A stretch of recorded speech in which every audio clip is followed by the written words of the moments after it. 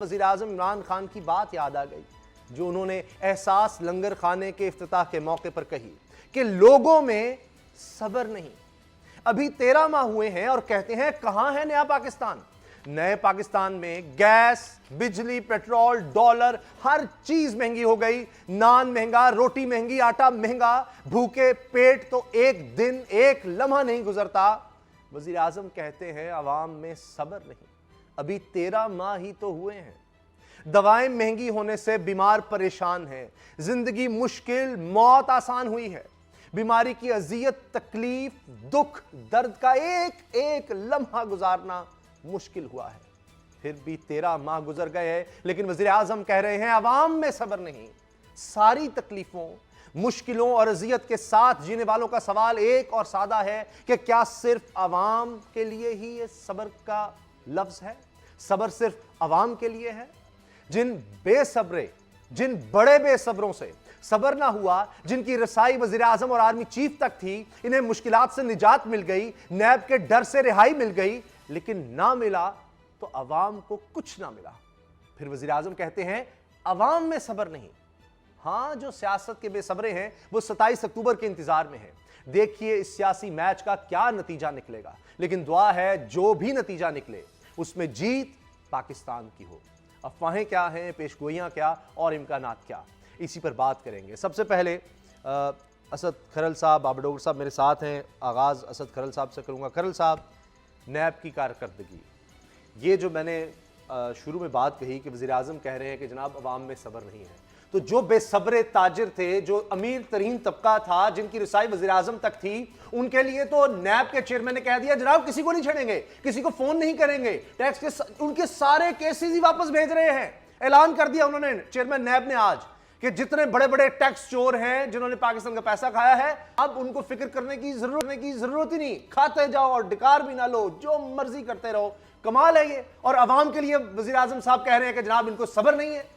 तो ये जो बेसब्रे अमीर तरीन थे उनके लिए तो आप ढील दे रहे हैं, उनके लिए तो आपके नरम गोशे हैं, उनके लिए तो सारा कुछ हो रहा है। लेकिन गरीब आदमी अगर कहे जी खाने को रोटी नहीं है, दवाइयां महंगी हो रही हैं, तो वो बेसब्रा हो जाता है। उसामा साहब, बदकिस्मत ये है कि नैब जो इदारा है इसका मकसद बनाने का ये है कि बड़े चोरों के लिए, मेगा करप्शन के लिए, जिन्होंने अरबों रुपए लूटा, जिन्होंने इदारों से मिलकर लूटा, ये उनके लिए बनाया गया था। वरना फेडरल महकमों के लिए प्रीमियर इन्वेस्टिगेशन एजेंसी FIA मौजूद है, और प्रोविंशियल जो गवर्नमेंट के डिपार्टमेंट उसके लिए मुतलका सूबों की एंटी करप्शन के इदारे मौजूद हैं। अब नैब का जो बनाने का अगर मकसद है, आपने अरबों रुपए की जिन्होंने मनी लॉन्ड्रिंग की है, जिन्होंने करप्शन की है, उन लोगों के जिनके खिलाफ क्रिमिनल केसेस चल रहे हैं, मियां मनशा साहब के खिलाफ नैब लाहौर के अंदर केस चल रहा है। खरल साहब, आप एक और इल्जाम लगा रहे हैं। वो तो कह रहे हैं सिर्फ टैक्स जो चोर है मनी लॉन्ड्रिंग की बात कर रहा हूं। वो कहते हैं मनी लॉन्ड्रिंग का चीज, आप कह रहे हैं मनी लॉन्ड्रिंग की केस खत्म कर रहे हैं। का लेटर मेरे पास जो मौजूद है, जो बशीर खान लिखा, जो अभी चीफ कमिश्नर भी हैं, और DG बेनामी जो बेनामी जो ला है उस हवाले से उनको आज ही पोर्टफोलियो मिल गया है।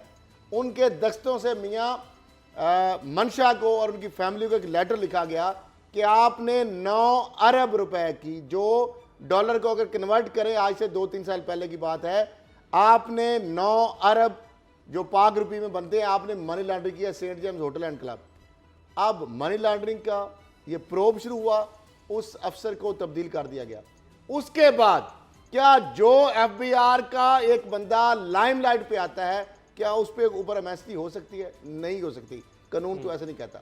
मियां मनशा जो है उसके ऊपर रावलपिंडी नैब के अंदर सुप्रीम कोर्ट ऑफ पाकिस्तान का उस केस जो मेगा करप्शन की 179 लिस्ट है, MCB की निजकारी की क्रिमिनल प्रोसीडिंग हुई, मीडिया पे खबरें चली, हेडलाइन चली, अखबारात पे खबरें आई, वो 2 दफा पेश भी हुए क्रिमिनल प्रोसीडिंग के अंदर कि MCB निजकारी जो आपने इलीगल की थी, नवाज शरीफ और इसाक डार से मिलकर MCB को MCB के पैसों खरीदा, और उसके ऊपर सुप्रीम कोर्ट ऑफ पाकिस्तान जिस केस के अंदर मैं उसमें मुद्दई हूं 100, उसमें बकायदा जस्टिस मकबूल बाकर साहब थे, 3 रुकनी बेंच था। जस्टिस मकबूल बाकर साहब के आज भी मुझे रिमार्क्स याद हैं, रिकॉर्ड पे हैं। उनका ऐसे जो सौदागर हैं जिन्होंने मुल्क की चूल्हे अला के रख दिए हैं, जिन्होंने मुल्क को जोंकों की तरह चाटा है, और उसके अंदर सुन लें, उसके अंदर सुप्रीम कोर्ट ने 2 सफे की जजमेंट दी। कमर उस्मान चौधरी साहब को वक्फे के बाद बुलाया गया, सुप्रीम कोर्ट की जजमेंट में मुझे अलाउ किया गया कि आप अगर कंटेम्प्ट भी करना चाहते, आज भी मेरे पास राइट मौजूद है, आप कर सकते हैं। और ये बताया गया कि प्रोसिक्यूटर जनरल ये हमें बताए कि नैब ने ये केस मियां मनशा की निजकारी का केस स्टेट बैंक में किस तरह भेजा, नैब का इंडिपेंडेंट इदारा नहीं है, क्या उसकी इंडिपेंडेंट सीटेड है। वक्फे के दौरान कमरुज़्ज़मान चौधरी को बुलाया गया, 3 दफा उन्होंने झूठ बोला कि ये क्रिमिनल प्रोसीडिंग नहीं चल रही। उसके बाद वहां पे सुप्रीम कोर्ट का ऑर्डर मौजूद है जुलाई 2018 या 17 का, ये एक है, सुन लें। उन्होंने कहा कि नैब, हाउ कैन इट पॉसिबल कि नैब को एक फाइनेंस मिनिस्टर कहे और स्टेट बैंक में आपने भेज दिया, आप इसके खिलाफ अब तक क्यों नहीं की प्रोसीडिंग? आज तक नहीं हुई। ये लाहौर के अंदर नेपरा का बंदा बेनिफिशियल निशात चुनिया है, नेपरा का बंदा गिरफ्तार है, मियां मनशा बाहर है। मियां मनशा, उसकी फैमिली के कार्ड कहां है? कोई लंदन का रहायशी है, कोई कनाडा का रहायशी है। ये वाद बंदा है पाकिस्तानी शहरी, वो कहता है मैं खाऊंगा पाकिस्तान में, मैं कमाना लूटना पाकिस्तान से है, लेकिन मैं पाकिस्तान पे एतमाद नहीं करता, मैं पाक रुपए में इन्वेस्टमेंट करूंगा, बुक में डॉलर लिखवाऊंगा। 17% रिटर्न है, इसकी बैलेंस शीटें बोलती हैं 70% चोरियां करके लेता है। 17 अरब की एक करप्शन, सेनेट कमेटी की करप्शन, निशात चुनिया पे बंदा गिरफ्तार। इसी तरीके से और मेरी गुजारिश सुन लें, जो नैब के प्राइम मिनिस्टर को मिलते हैं, ये तो एक आर्मी चीफ को मिलते हैं, आपके पास हर चीज की तफसील मौजूद है। सीमेंट की निजकारी देख लें, इसके टैक्स रिटर्न देख लें, इसकी जो अभी जो है ये बना एम्पोरियम, मेरे पास एक डॉक्यूमेंट्री एविडेंस है। वहां पे एलईडी लाइट्स के नाम पे कस्टम इंटेलिजेंस इसको वहां पे इसको जुर्माना किया।